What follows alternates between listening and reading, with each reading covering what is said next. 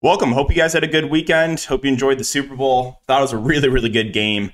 Yeah, I bet on the Chiefs, so that was a positive. Had a profitable betting weekend, so that was good. Over the weekend, did make some money playing some DFS. I've been running really good on Prize Picks as well. So hoping to keep it going heading into the new week. We got, what, 4 slates, I think. The last day is Thursday. Then we got the All-Star break for a week. Yeah, 11 games. Excited for this one, and let's just get into it. Before we do, though, the sponsor is Prize Picks. If you guys are not familiar, again, you can use the code DKDFS for 100% match up to $100. I'll have it linked down below as well, but it's a player prop site. I have content for it almost every single day. I'll have a video up after this, and make sure to check that one out if you guys are playing over there. And if you guys are looking for premium content, you can check my Patreon link down below. I saw the XFL contest just got released. I am really excited for that. Good contest. I will be covering it. So I'll have a video up breaking that down once salaries do come out. But let's start off with Atlanta and Charlotte. So on the Atlanta side, Trae Young probable. Collins and Bogdanovich are questionable. Saddiq Bey is expected to play. Now, if Collins and Bogdanovich both miss, I would think that Saddiq Bey probably moves into the starting lineup. I just don't know how much he would play. So we could have some value for Atlanta. You know, maybe AJ Griffin becomes playable at the flat min price. So we'll keep an eye on those two. But assuming everyone plays, I don't think there's anything that stands out. I think Trae Young at 9-7 is always a guy that I like his upside in tournaments. He's gone for 66 and 58 two of the last 2 games. It's a really good matchup. DeJounte Murray, 8-9. I feel like he's still a little bit too close in price to Trae, where I would just rather get to Trae Young. Capella, he's splitting the center midst with a Kongu. He's basically playing, high 20s minutes. That's fine. Hunter's always a fine last piece in, but yeah, if everyone plays, I don't think there's anyone that I'm going out of my way to prioritize. On the Charlotte side, I do like LaMelo Ball at 10-4, just because the minutes, he's going to play close to 40 minutes. This is an up-tempo game against Atlanta Hawks, so and he's a guy that can stuff the stat sheet. I think LaMelo looks pretty good. Rozier's a fine tournament play. DJ Washington, 6-1, is going to play a lot, probably mid-30s minutes. Kind of a last piece in guy for me. Gordon Hayward is 4.9K. He's no longer on a minutes restriction. I feel like that's a little bit too cheap for Gordon Hayward, so pretty good value there. And then I think one of the better values right now, Mark Williams dealt some foul trouble last game against Jokic, only played 21 minutes, but the first game he played 31 minutes in the start. I think if he stays out of foul trouble, he's going to play close to 30 minutes. He's over a fantasy point per minute guy. I think he looks like a really good value. If you wanted to pivot, it's Nick Richards at 3-6, who also pretty good point per minute guy. With Mark Williams getting in foul trouble last game, he got extended to play 27 minutes. So I have interest in both centers, but I think Mark Williams is obviously the more optimal of the two. San Antonio and Cleveland, tough spot here for the Spurs. I think Keldon and Jeremy Sohan are fine GPP plays. They're expected to play.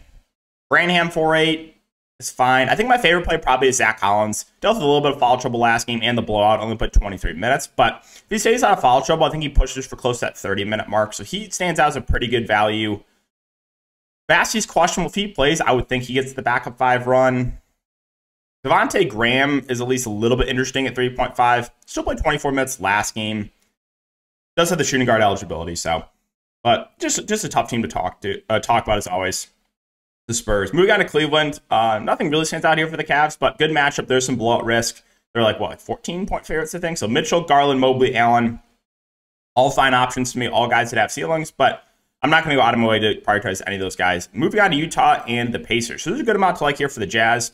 Marketing 9-1, more of just like a fine contrarian spend up. I don't love the price point, but he's going to play a lot. Should play mid-30s minutes or so. Clarkson, another kind of last piece in guy for me.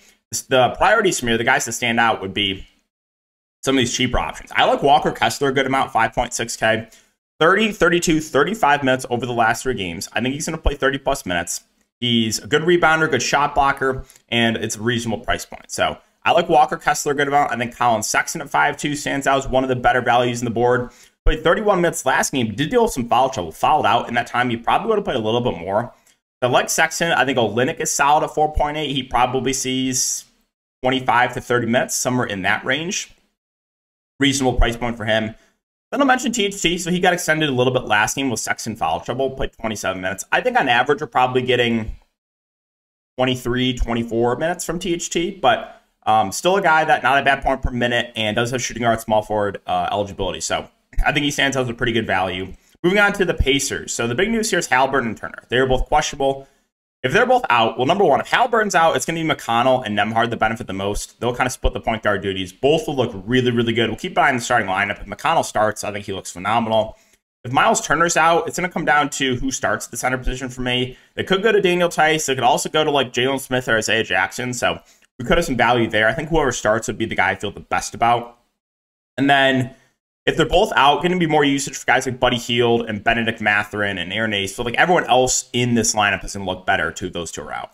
Now, if Halliburton and Turner are both in, I think it would be mainly those two that I look to in Halliburton and in Turner. Maybe a little bit interested in Hield, a little bit interested in Mathurin. But yeah, this seems to look a lot more interesting. Those two guys are out. Houston and Philadelphia. So tough spot here for the Rockets. KPJ is still out.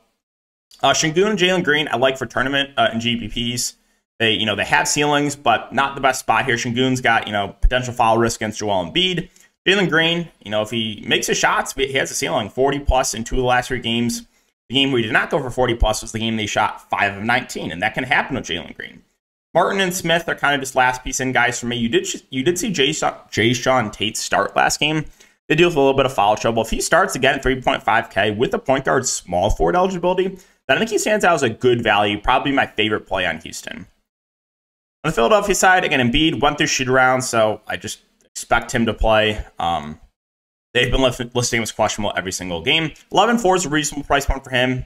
9.8 is fine for Harden, but everyone else is going to be secondary plays with Harris, with Maxey, with Melton. If you want to land on those guys in a really good spot here against Houston, it's fine, but I'm not going to go out of my way to jam those guys in. So Philly, pretty easy to talk about.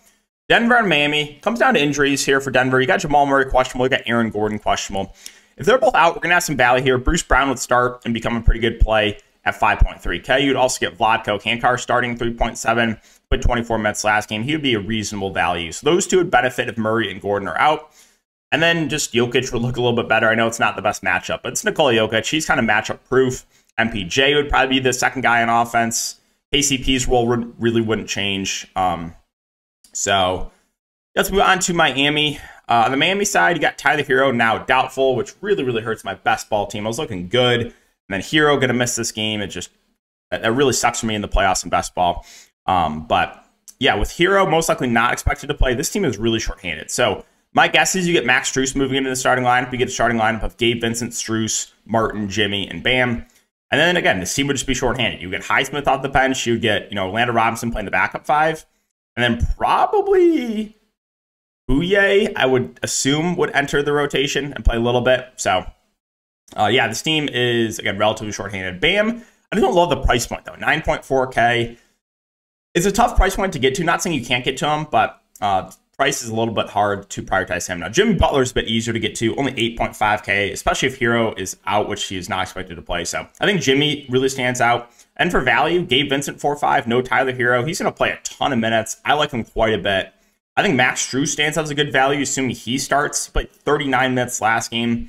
Caleb Martin 4.7 is kind of just there to me. I think I'd rather get to Vincent, rather get to Strus. The other value, again, Highsmith will see rotation minutes. I don't know if it's necessary to go there. I think Bouye will play a bit as the backup point. Orlando Robinson should get the backup 5 run. But yeah, I'm expecting that to be the 8-man rotation with Hero not expected to play. Brooklyn and New York. So on the Brooklyn side, I don't know if there's anything that really stands out here. Spencer Dinwiddie's 8K, played 31 minutes last game. He's probably the guy at the highest ceiling. Cam Thomas moved back to the bench and only played 18 minutes, so probably can't go to him unless he starts. Nick Claxton, 7.2. I would say he's probably my favorite play in the team. That does feel a little bit too cheap. Dealt with some foul trouble last game, only played 29 minutes. The wings, you got Mikal Bridges at 6.6, played 34 minutes in his first game. That's fine. Cam Johnson played a good chunk of minutes. He played 28 minutes. I think he's a reasonable play. You're going to see Dorian Finney-Smith. You're going to see Royce O'Neal play good minutes, but the price points on both are Royce O'Neal actually only played 17 minutes last game. So Joe Harris is 3.6. His minutes tick down. Don't really know if there's anything else here for Brooklyn. So relatively boring team to talk about.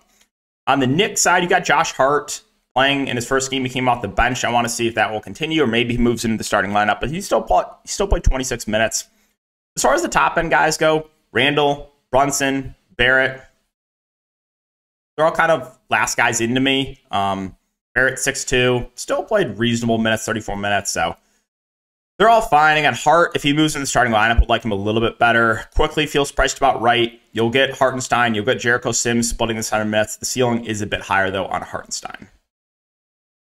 Orlando and Chicago. So for the Magic, I think the main guys look pretty good here in a good matchup. You got Paolo Banchero, 7.3K, should play mid-30s minutes.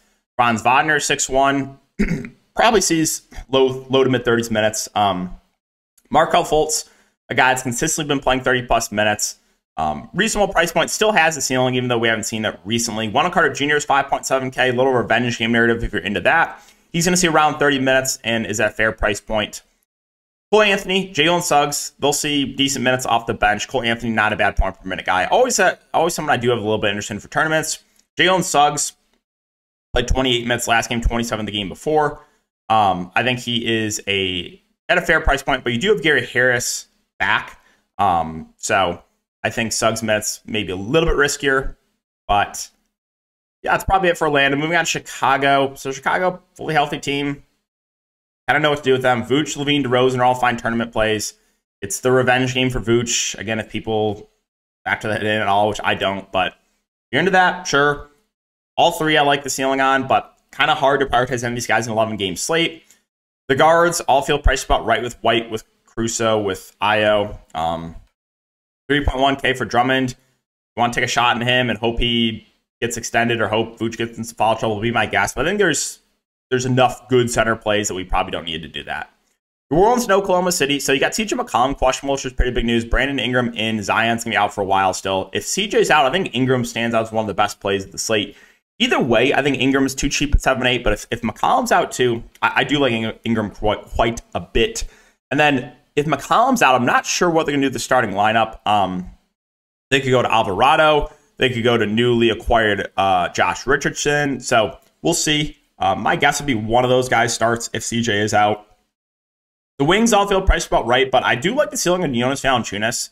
He didn't have the best game last game, but that made sense, right, against a tough Cleveland front court. Still played 24 minutes. He's a guy that most of the time I'm going to see low to mid-20s minutes, but if he plays really well or just gets extended and plays close to that 30-minute mark, he can break the slate. So I like his upside a good amount here in GPPs, but that's probably it. And keep an eye on the CJ news. That is big. Could open up some guard value and then would make Ingram look better. On the Oklahoma City side, nothing really standing out. I think Shea at 10-7 is always playable. Giddy at almost 8K is fine. Jalen Williams, if he has one of those games where he goes for like 22 steals, yes, he has a ceiling. Lou Dort, whoever starts at the 5, I guess is a fair play. You have Saric that's available now too. You just never know with this team, but I guess whoever starts at the 5 would be a playable option in tournaments. Minnesota and Dallas, you got Gobert. Healthy, you got Conley available. Not necessarily the best matchup, so there's nothing really standing out to me. Anthony Edwards is 9.6. A viable contrarian spend up. Rudy Gobert is 6.5. That's like a reasonable price point. I guess assuming he plays, he's now listed as questionable. If Gobert misses, you can look to Naz Reid, who would be too cheap if he does start. Maybe one day he can avoid foul trouble. Conley, most likely in a competitive game, would see low 30s minutes. Slow-mo is a fair last guy in, as is McDaniels.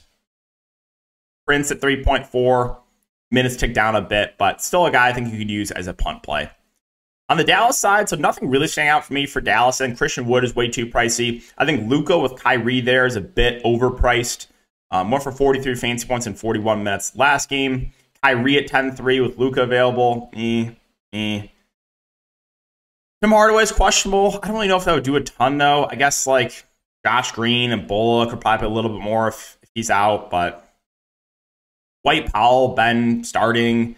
I still don't feel great about it, though, because you got Wood there. You even got JaVale McGee that's been playing some minutes. I don't know if that's going to continue, but yeah, Dallas, pretty boring team to talk about. Washington and Golden State here. So Kuzma is questionable. If he misses, it's going to make Porzingis look better. It's going to make Brad Beal look better. I don't love the price of Porzingis at 9.9, but he can still have a good game against this Golden State front court. Brad Beal, minutes, probably not going to see more than like low 30s, but still had, it's gone for 40 plus now in the last 4 games. Denny Advia, 6K, probably sees around 30 minutes.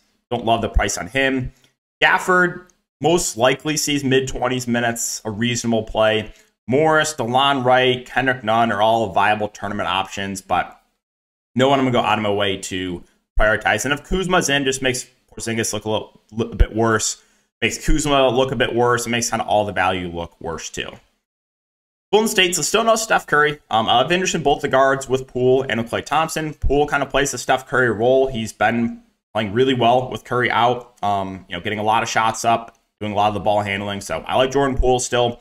I think Klay Thompson's a fine pivot. He shot 5 of 21 last game, so didn't have the best game, but he is a guy that, if he gets it going, clearly has a ceiling because the previous 2 games before that, one for 49 and one for 51. So I like Klay as a tournament pivot. I think a lot of people look to Poole, but I think you could play Klay over him in GPPs.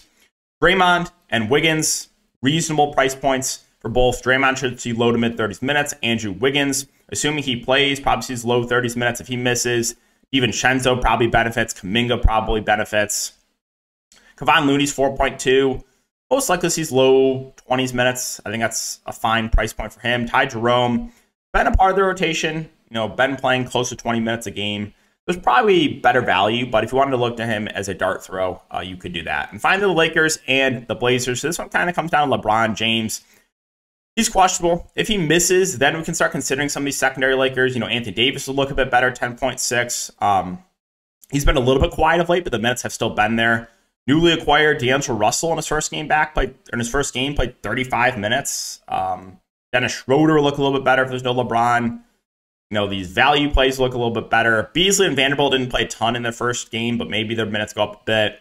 It's tough with these newly acquired guys. Like, everyone's just a bit riskier. And then if LeBron plays too, it's going to be really hard to prioritize any of these guys. So, yeah, that's the Lakers. Finishing up here with Portland, you got Jeremy Grant, questionable and concussion protocol. Still no Nurkic. Obviously, Josh Hart is traded away. So, this team's pretty short-handed. You got Dame at 11-1. Probably just have to do everything for this team. Probably going to play mid-30s minutes. I like his ceiling. I don't love the price point, but yeah, this team needs offense, and Dame's going to be the clear go-to guy.